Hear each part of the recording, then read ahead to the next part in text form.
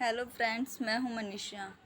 जैसा कि मैं आपके लिए फ्री कंटेंट स्टडी के लिए लेकर आती हूं, तो आज से हम स्टार्ट करना चाहते हैं अपनी टीचिंग एप्टीट्यूड यूजीसी नेट की क्लासेस।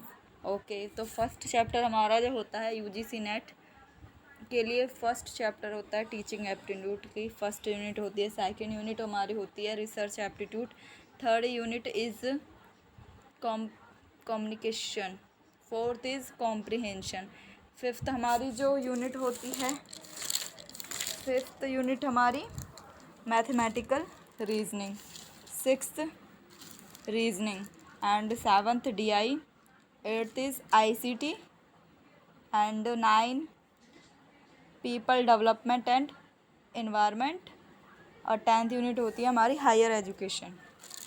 तो फर्स्ट यूनिट का हम टीचिंग एप्टीट्यूड का फर्स्ट चैप्टर करते हैं।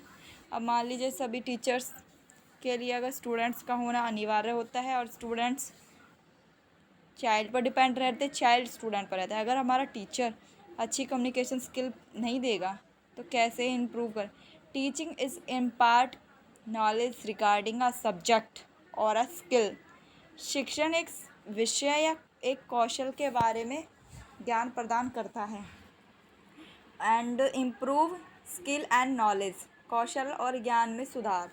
अब हमारे जो टीचिंग होती है, ठीक है, हम टीचिंग जो करते हैं, हमारी जो ज्ञान होती है, नॉलेज होती है, उसको डेवलपमेंट करती है। अगर हम टीचिंग नहीं करें, अगर हम स्कूल नहीं जाते तो बच्चे, उनको कोई नॉलेज ही नहीं होगी।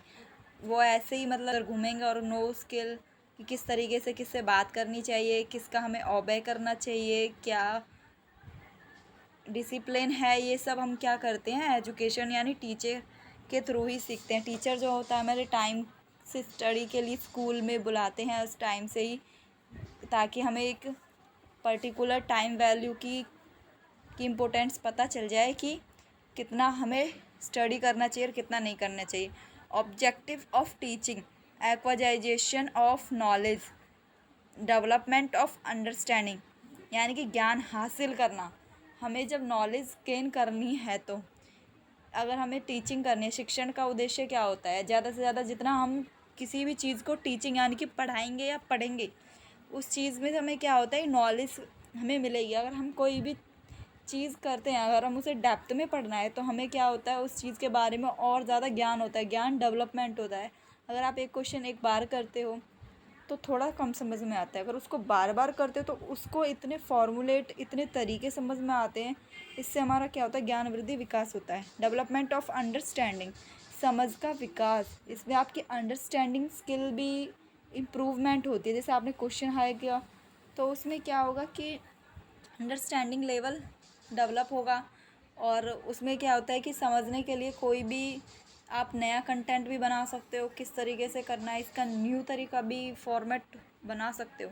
Development of conceptual, intellectual and subject specific skills, वैचारिक, बौद्धिक और विषय विशेष कौशल का विकास।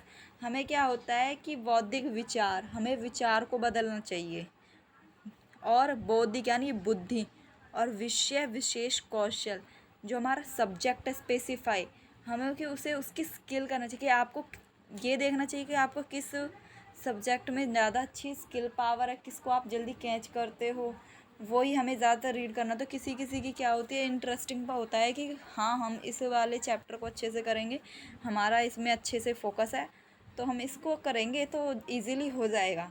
ये हमारी स्किल पावर होती है। किसी की कैचिंग पावर किस में होती है, किसी की कैचिंग पावर किस में होती है। कॉन्सेप्ट यानी विचारों में हमारे क्या होता है, डेवलपमेंट होता है। इस तरीके से हम उन चीज़ों को क्या करते हैं, उन कौशलों को निकाल कर उन चीज़ों को हम डेवलप कर सकते हैं। डेवलपमेंट ऑफ वैल्यू, मूल्यों का विकास। क्या होता है, मूल्य जो हमारे होते हैं, मूल्य किस तरीके से, जैसे कोई भी मूल्य, हमें टाइम की इम्पोर्टेंस को पता चलना चाहिए कि किस तरीके से उस चीज़ का डेवलपमेंट होता है, वो सब हमें इसी से। To change behaviour and conduct of student, छात्र के व्यवहार और आचरण को बदलने के लिए। स्टूडेंट्स का जो व्यवहार होता है, क्या होता है, अगर हम उससे अच्छे तरीके से बात करते हैं, उसको सिखाते हैं, तो उसका जो बिहेवियर है वो चेंज हो जाता है, और आचरण भी चेंज हो जाता है कि किस तरीके से उनको बोलना है, टाइम से खाना, खाना खाने से पहले हैंड धोना, ये सब बिहेव में ही आता, किस तरीके से बोलना, मेंटेनेंस करना, कि हमें ये करना चाहिए हेल्दी रहने के लिए, और अपने स्किल्स पावर्स को डेवलप करने के लिए।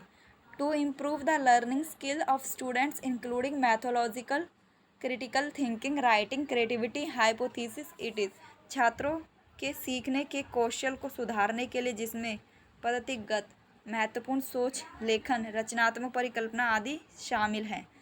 क्या होता है कि हमें जो कौशल मिलती है उसमें सब कुछ ही इंक्रीज होता है। अब क्या होता है कि छात्रों को सीखने के लिए कौशल के लिए हमें पद्धति, एक तरीके का फॉर्मेट बनाना चाहिए उनकी सोच के लिए, और लेखन करना चाहिए कि किस तरीके से लेखन करना है, रचनात्मक बनानी चाहिए, हाइपोथेसिस को डेवलपमेंट करना चाहिए होता है। सब्जेक्ट नॉलेज, सभी को क्या होता है अपने अपने सब्जेक्ट की नॉलेज होती है, अपनी सब्जेक्ट की नॉलेज को इंक्रीज़ करना चाहिए। और सब्जेक्ट का सबको अपना अपना विकास होता है। To provide a social and efficient member of society, समाज के सामाजिक और कौशल सदस्य प्रदान करना। क्या होता है कि हमें सोशल जो होता है उसके लिए सोसाइटी का सदस्य बनना होता है ताकि हमें शिक्षण का भी महत्वपूर्ण निर्भर हो सके। Thank you so much.